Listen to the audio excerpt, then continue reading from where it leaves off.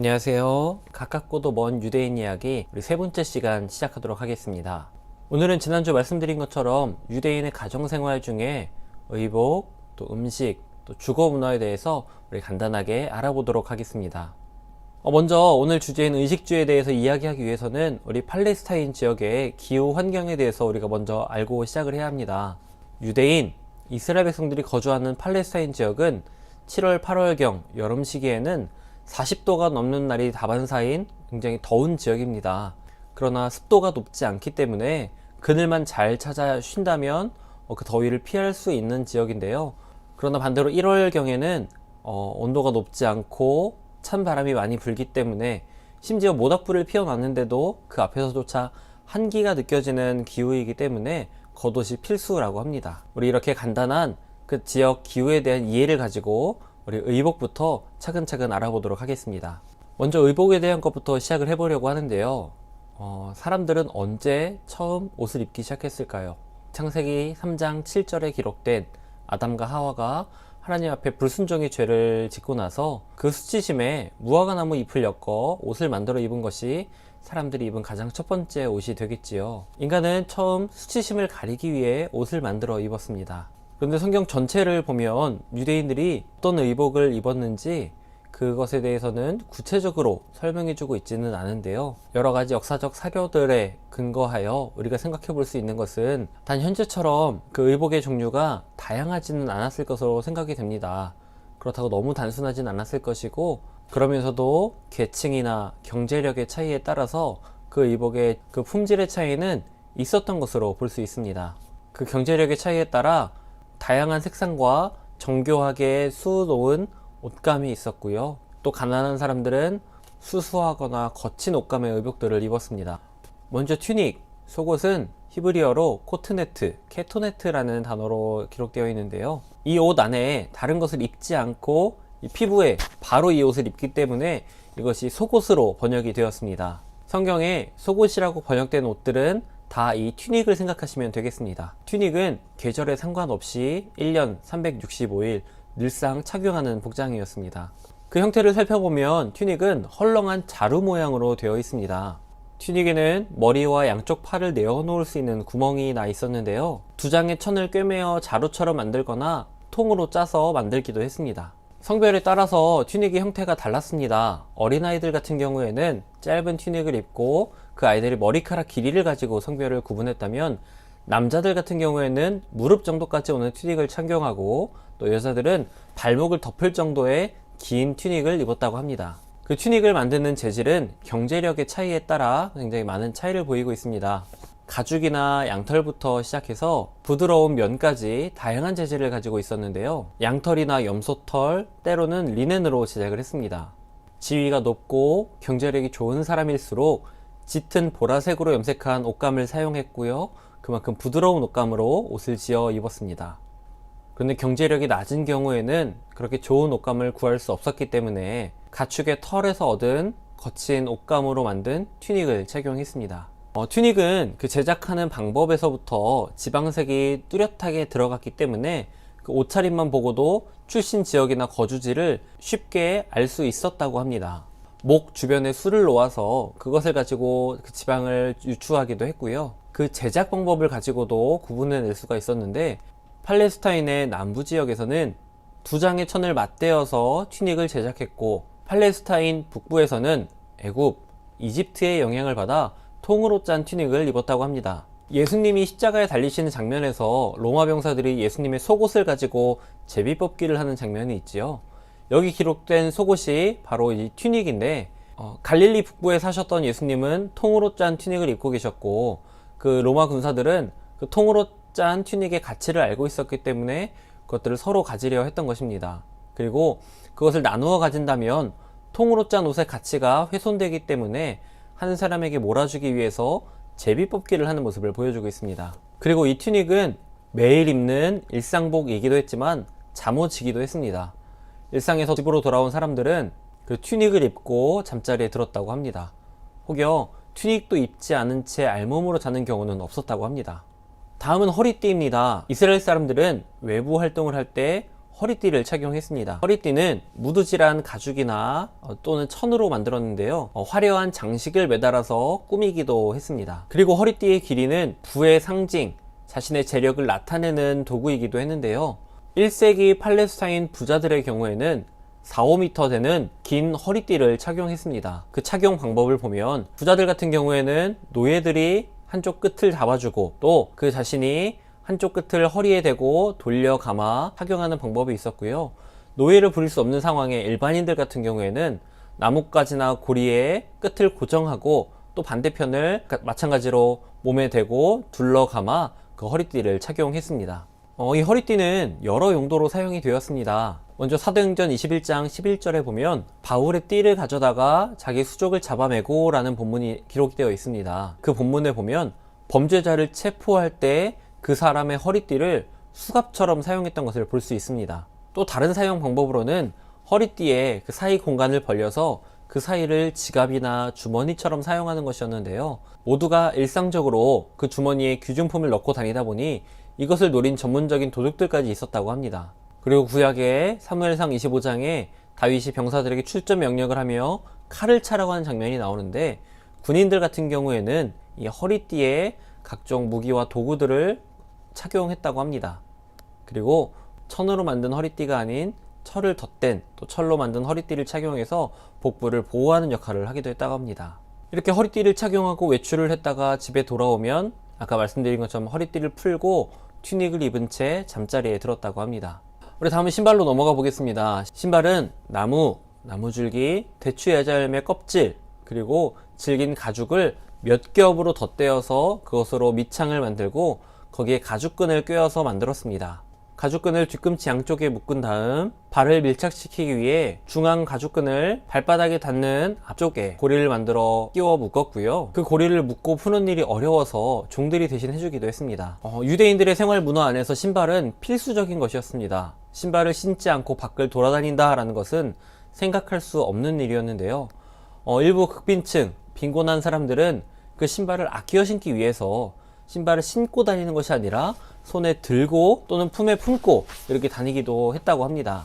신발이 갖고 있는 의미를 알면서도 신발을 신고 있지 않으면 무례하게 여겨진다는 것을 알면서도 그 신발이 소중하고 아껴 신어야만 했던 그 사람들의 그 생활이 담겨 있는 것이지요. 왜냐하면 그 신발은 가격이 비쌌기 때문에, 특히나 가죽으로 만든 신발은 그 가격이 일반 가정에서 구입하기 부담스러운 가격이었기 때문입니다. 물론 출애굽기 3장 5절에 거룩한 땅에 선 모세처럼 또 룻기 4장 8절에서 그 기업을 물을 자가 보아스에게 권리를 양도하는 계약의 증표로 신발을 벗어주는 것 등 신발을 벗는 그런 모습이 있기도 하지만 그것은 아주 예외적인 일이고요. 혹여나 다른 사람이 내 신발을 벗긴다 라고 하면 그것은 굉장히 수치스러운 일로 여겨졌습니다. 그래서 노예들 같은 경우에는 집 안에 있던 또 밖에 있던 신발을 신지 않고 생활을 했다고 합니다. 앞서 말씀드린 팔레스타인의 기후를 생각하면 그 뜨거운 햇볕 아래 사람들은 반드시 머리를 가려야만 했을 것입니다. 현재 유대인들의 생활 문화에 보면 키파라고 해서 머리에 뚜껑처럼 얻는 작은 모자를 사용하는 유대인 남성들을 여러분 아마 뉴스나 여러 매체를 통해 보셨을 것입니다. 그런데 이 키파가 사실은 성경에는 기록되어 있지 않은 후대에 생겨난 풍습이라고 합니다. 그러면 성경시대에는 어떤 모자를 사용했을까요? 어떻게 머리를 가리고 다녔을까요? 남자들은 대개 머리에 네모난 천을 덮고 끈으로 주변을 묶는 일종의 터번에 가까운 모습으로 착용을 했다고 합니다. 그리고 여자들은 베일로 머리와 얼굴을 가려서 그 머리카락이 노출되지 않기 위해서 굉장히 노력을 했는데요. 유대인들은 강박에 가까울 정도로 여인들의 머리카락이 노출되는 것을 금기했습니다. 왜냐하면 그 여성들의 머리카락은 굉장히 은밀한 것이고 또 성적인 것으로 여겨졌기 때문입니다. 그래서 이 베일은 우리가 결혼식에서 쉽게 볼 수 있는 작은 그런 베일이 아니라 온 몸을 덮을 수 있을 정도의 커다란 아마천이나 리넨으로 만든 커다란 천을 이용해서 그 머리와 얼굴을 또 몸을 함께 가렸던 것으로 보여집니다. 그렇게 머리와 얼굴을 가리고 다니던 이 베일은 혹여나 바구니가 없을 때에 그 베일에 물건을 담아 머리에 이고 이동했다는 기록도 있습니다. 의복을 입다 보면 더러워지기 때문에 세탁이 필요하겠죠. 세탁은 온전히 여성들의 몫이었습니다. 집에 초상이 나는 경우를 제외하고는 매일매일 실시했는데요. 우물, 시냇가, 샘터, 강가에 가면 여인들이 함께 어울려 빨래를 했습니다. 그 방법은 때가 빠지도록 옷을 물에 담그고 몇 차례 흔든 뒤 바위나 돌에 놓고 돌이나 방망이로 두드려 패는 방법을 사용했습니다. 기원전 7세기경 지중해 동부의 베네키아에서 사람들이 최초로 비누를 발명하게 되었습니다. 근데 이스라엘은 그 제조법을 이어받아서 이스라엘에서 구할 수 있는 식물성 기름인 올리브 기름을 이용해서 염분을 하면 식물을 함께 태워 얻은 가성소다를 섞어 세탁비누를 만들어서 사용했습니다. 또는 사포타리아 같은 식물의 뿌리를 달여서 쓰거나 잿물을 빨래하는데 사용하기도 했다고 합니다. 이제는 우리 음식에 대해서 좀 더 알아보도록 하겠습니다. 유대인들은 일상에 제공된 모든 것들이, 특별히 먹고 마시는 삶이 하나님이 주신 선물이고 축복이라는 이해 가운데 살았습니다. 그래서 식사를 하기 전 감사와 축복의 기도를 잊지 않았는데요. 보통 유대인들은 아침과 저녁 두 번의 식사를 했습니다. 아침은 일하러 나가기 전 간단하게 먹었고, 저녁에 돌아와서는 온 가족이 함께 풍성한 식사의 자리를 가졌습니다. 서민들은 보통 보리빵과 올리브, 과일과 소금에 절인 메뚜기 같은 걸 먹었고요. 또한 여의치 않을 때 급한 경우에는 소금과 물과 빵만으로 식사를 하기도 했습니다. 중간층의 경우에는 생선이나 염소 새끼고기, 양파 같은 채소, 케이크, 포도주와 같은 것들을 그 식사에 추가할 수 있었다고 합니다. 각 가정마다 맷돌은 아주 필수적인 도구였습니다. 경제적으로 어려운 가정에서는 보리를, 어느 정도 여유가 있으면 밀이나 귀리를 맷돌로 갈았습니다. 맷돌은 사람 혼자 사용하는 것에서 가축의 힘을 빌리는 것까지 그 크기와 사용이 다양했습니다. 갈돌이라 그래서 혼자 사용하기에 적합한 형태가 있었는데요. 그것은 무릎을 꿇고 작은 돌을 두 손으로 잡고 기다란 사각형 갈판 위에서 앞뒤로 움직여서 곡식을 가는 그런 방법을 사용했습니다. 그리고 가정용 맷돌은 직경이 약 30에서 40cm 정도 길이가 되었는데요. 한 사람이 돌리기엔 벅차서 보통 두 사람이 함께 돌리는 경우가 많았다고 합니다. 그리고 대량으로 곡식을 갈아야 하는 곳에서는 마당에 대형 맷돌을 설치해 두고 가축이나 사람의 힘으로 그것을 돌려 곡식을 갈았다고 합니다. 가정에서 맷돌은 살림도구 정도의 의미가 아니라 생명 그 자체였습니다. 아무리 곡식이 많아도 그것을 맷돌로 갈아 가루를 만들지 않으면 음식으로 먹을 수 없었기 때문에 생명처럼 여겨졌던 것인데요. 그래서 신명기 24장에 보면 구약의 율법에 그 사람의 맷돌을 담보로 잡는다 할지라도 그 전체를 담보 잡지 못하도록 율법은 규정하고 있습니다. 이제 유대인들이 어떤 음식을 먹었는지 천천히 알아볼 텐데요. 이스라엘 사람들의 주식은 빵이었습니다. 성경에서 말하는 빵은 음식이라는 의미도 있지만 식사라는 의미도 있었습니다. 우리나라에서 밥 먹자 하는 것이 그 밥을 의미하기도 하고 식사의 자리를 의미하는 것과 같은 모습입니다. 예수님께서 제자들에게 주기도문을 알려주실 때 그 일용할 양식에 들어가는 양식, 그 양식은 빵을 의미하는데요. 일반적인 계층의 사람들, 그리고 가난한 사람들의 경우에는 보리로 만든 빵을 먹게 되었습니다. 밀로 만든 빵 같은 경우에는 우리 부유한 계층의 사람들이 먹을 수 있었는데요. 그래서 오병이어에 등장하는 그 소년이 가지고 있던 보리떡 5개, 그 보리빵 5개는 그 소년이 부유하지 않은 일반적인 또는 가정적으로 경제적으로 어려운 가정에 속한 아이였다라는 것을 보여주고 있습니다. 유대인들에게는 빵을 중요하게 여기는 관습이 있습니다. 빵을 생명처럼 중요하게 여기기 때문에 절대로 칼로 잘라서는 안 되고요. 손으로 떼어서 나누어야 했습니다. 그 빵의 모양은 세 가지로 분류할 수 있습니다. 첫 번째로 가벼운 비스켓 크기의 작은 빵이 있는데요. 방금 말씀드린 오병이어에 등장했던 보리빵 5개가 바로 여기에 해당하는 가볍고 작은 비스켓 정도의 빵이 되겠습니다. 그리고 두 번째로 크고 무거운 둥글거나 네모난 형태의 빵이 있습니다. 사무엘상 17장 17절에서 이새가 다윗에게 명령해서 다윗이 그 형들에게 가져다 준 빵 10덩이가 그것이고요. 또 사무엘상 25장 18절에 아비가일이 다윗에게 보낸 200덩이의 떡이 바로 이것에 해당하는 것입니다. 마지막으로 종이처럼 얇고 크고 둥근 형태의 빵이 있습니다. 그것으로 식사 자리에 가운데 있는 국물을 찍어 먹거나 그 얇은 빵을 숟가락 대용으로 사용해서 국물을 떠서 먹곤 했다고 합니다. 이런 빵은 집 안에 있는 화덕에서 그 화덕 안에 넣어 굽거나 뜨겁게 달궈진 돌 위에 그 반죽을 올려 구워서 먹었다고 하네요. 다음은 곡식이 되겠는데요. 이스라엘 백성들은 날곡식과 볶은 곡식을 모두 먹었습니다. 날곡식을 먹는 전통은 고대 이스라엘에서부터 현재까지도 이어지고 있고요. 볶은 곡식을 먹는 것은 아직 완전히 익지 않은 미라를 냄비나 철판에 볶아서 빵과 곁들여 먹거나 그 자체만을 먹는 그런 모습이 있다고 합니다. 그 외에 채소도 즐겨 먹었습니다. 이집트에서 지내며 즐겨 먹었던 오이, 참외, 부추, 마늘, 양파와 같은 채소는 이스라엘에서도 재배가 잘 되었기 때문에 이스라엘 사람들이 즐겨 먹었는데요. 다니엘서 1장 12절에 보면 다니엘과 세 친구가 포로로 잡혀갔을 때 그 환관장에게 부탁하는 장면이 나오죠. 이방 신에게 제사된 음식이 아닌 채식을 하게 해달라고 요구하는 장면이 나옵니다. 여기서 말하는 채식에는 콩이나 팥, 그리고 먹을 수 있는 씨 종류가 모두 포함되게 됩니다. 그래서 동물성 단백질인 고기를 먹지는 않았지만 식물성 단백질인 콩과 팥 종류를 섭취해서 부족한 영양소를 모두 채울 수 있었던 것입니다. 콩이나 팥 같은 경우에는 주로 날로 먹기보다 죽으로 만들어서 먹었습니다. 콩이나 팥을 두고 밀이나 밀 음식을 넣고 거기에 기름과 마늘을 넣어서 끓여서 만들었던 음식인데요. 이 죽하면 생각나는 것이 대표적으로 장자권을 죽 한 그릇에 팔아넘긴 에서의 모습이 있겠네요.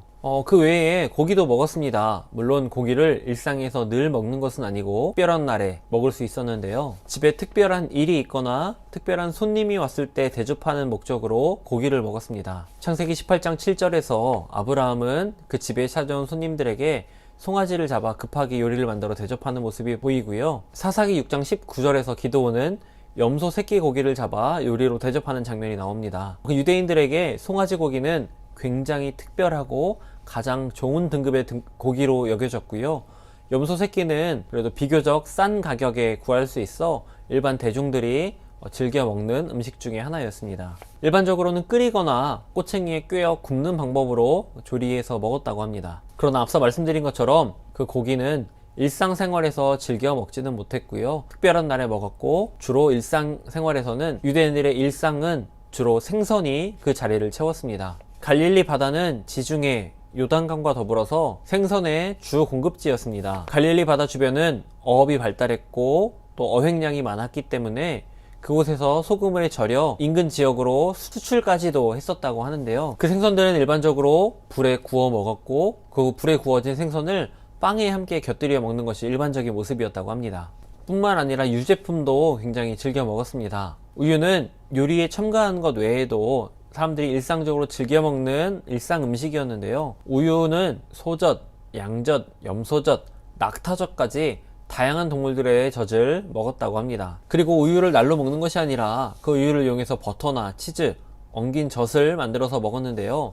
그 엉긴 젖을 만들기 위해서는 우유를 적당하게 끓여서 삼각대 위에 매달아 나온 염소 가죽 부대에 넣고 흔들어주면 그 엉긴 젖이 분리되어 나왔다고 합니다. 그러면 그 분리된 엉긴 젖을 가지고 그렇게 분리된 것을 3일 동안 보관했다가 가열하면 먹을 수 있는 엉긴 젖을 얻을 수 있었다고 합니다.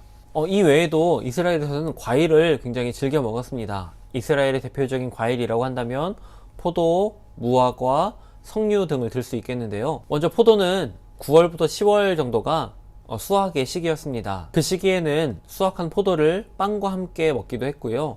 사실상 대부분의 포도는 수확되는 대로 즙으로 짜서 포도즙으로 만들었습니다. 포도주 틀에 포도를 넣고 맨발로 짓밟아 즙을 짜내고요. 바위에 파놓은 포도주 틀에서 약 6주 정도 발효를 시켰습니다. 이렇게 만들어진 포도주는 포도주 통이나 염소 가죽 부대에 담아 숙성하는 과정을 거치게 되었습니다. 그 외에도 평평한 곳에 널어서 말려서 건포도를 만들어서 겨울철에 이용하기도 했습니다. 그리고 무화과는 1년에 2번 수확할 수 있는 이스라엘에서 가장 많이 볼 수 있고 가장 인기가 좋은 과일 중에 하나입니다. 당도가 높기 때문에 그 이스라엘 사람들이 식사 후에 후식으로 즐기기도 했고요. 수확기인 성수기에는 수확한 열매를 빵과 함께 먹기도 했습니다. 그리고 대부분은 포도처럼 말려두었다가 필요할 때 특별히 겨울철에 양식으로 사용했다고 합니다. 석류는 여러분이 아시는 것처럼 그 씨가 많기 때문에 이스라엘 백성들에게는 풍요의 상징이기도 했고 그렇게 종교적인 의미를 담은 과일로 여겨지기도 했습니다.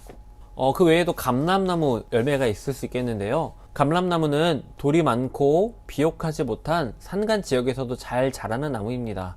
그렇기 때문에 이스라엘에 최적화된 나무라고도 할 수 있겠는데요. 이 열매에서 얻어지는 기름은 식용유, 약품 또는 향료, 등잔 기름 등으로 사용되어서 이스라엘 사람들의 일상에서 결코 떼어놓을 수 없는 중요한 생필품 중에 하나였습니다. 그리고 종려나무 열매, 대추야자 열매가 있겠는데요. 이것은 당도가 높기 때문에 잘 말려두면 1년 내내 식사와 함께 먹을 수 있는 유용한 식량이었다고 합니다. 네, 이렇게 식재료를 알아보았는데요. 식재료가 어떤 것이 있는지도 중요하지만 유대인들은 어떻게 준비된 음식을 먹는지도 중요합니다.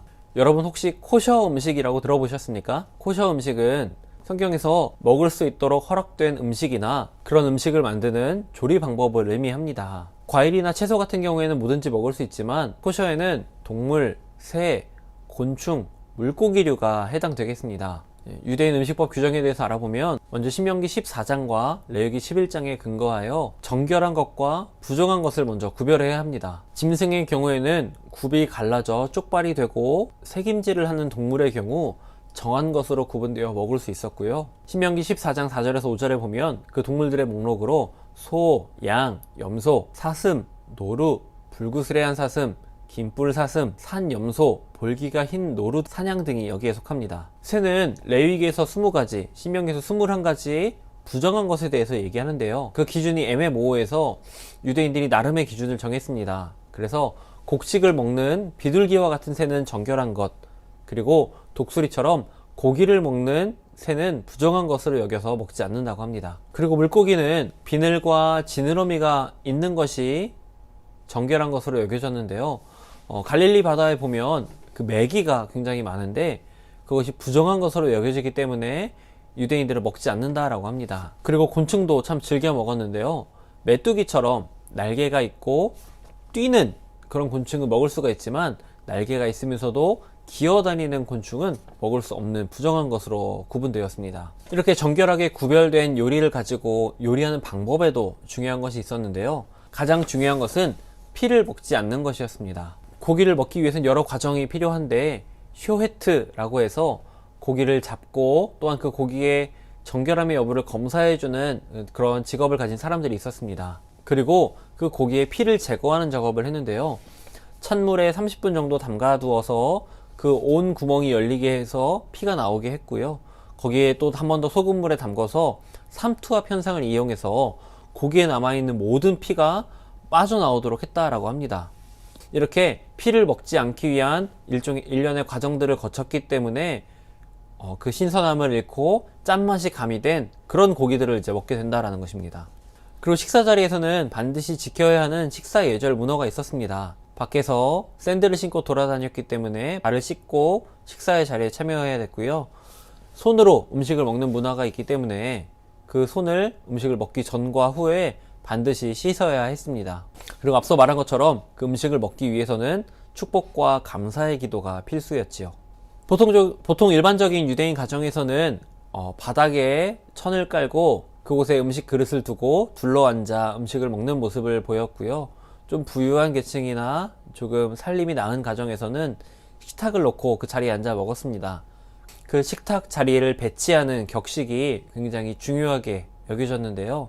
그 식탁에서 정중앙의 자리가 가장 귀하게 여겨졌습니다. 그리고 식사 자리에서 반드시 하지 말아야 할 행동이 몇 가지 있었는데요. 하나는 식사 자리에서 너무 허기가 지더라도 개걸스럽게 먹는 것은 금지가 되었고, 입맛에 맞는다고 맛있는 음식 위주로만 독식하듯 먹는 것도 매너가 아닌 것이었고요. 다른 사람의 접시에 손을 대는 것은 굉장히 무례한 일로 여겨졌다고 합니다. 다음은 마지막으로 주거 문화에 대해서 알아보도록 하겠습니다. 주거 환경은 먼저 삶의 형태에 따라 구분지어 볼 수 있습니다. 유대인들 중에는 지리적, 경제적 여건으로 인해 동굴 생활을 하는 사람들이 있었습니다.